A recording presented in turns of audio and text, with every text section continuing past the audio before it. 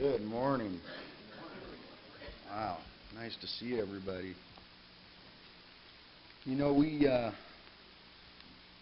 come together every Sunday here in our family room. That's what we like to call it here. To worship, to love one another, to love God.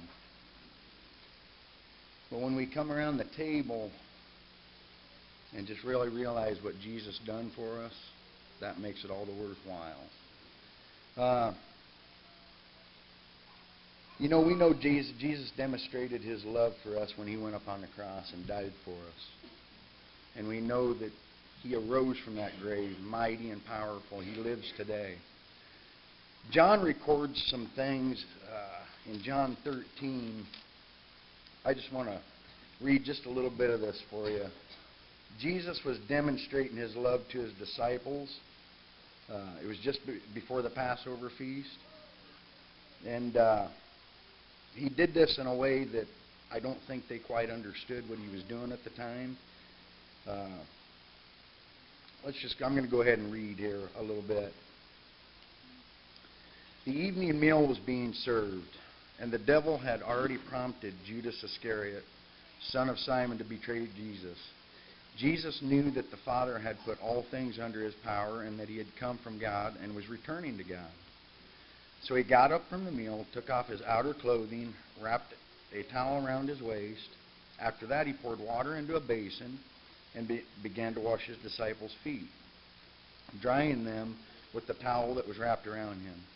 He came to Simon Peter, who said to Him, "Lord, are you going to wash my feet?" Jesus replied, "You do not realize what I am doing, but later you will understand." "No," said Peter, "you shall never wash my feet." Jesus answered, "Unless I wash you, you have no part with me."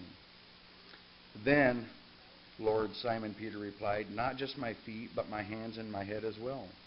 Jesus answered, "A person who has had a bath needs only to wash his feet. His whole body is clean, and you are clean, though not every one of you." For He knew who was going to betray Him, and that is why He said not everyone was clean.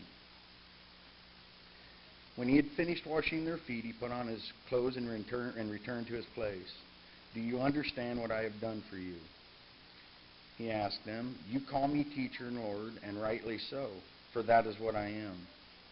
Now that I, your Lord and teacher, have washed your feet, you should also wash one another's feet. I have set you an example that you should do as I have done for you. I tell you the truth, no servant is greater than his master, nor is a messenger greater than the one who sent him. Now that you know these things, you will be blessed if you do them." What I take out of that is a demonstration of true love, even to guess who?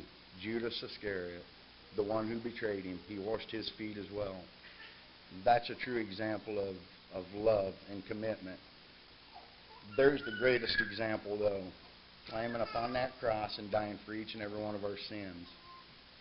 So as we take of the table here this morning, let's clear our minds and our heart and just realize just the true extent of the love that Jesus has for each and every one of us.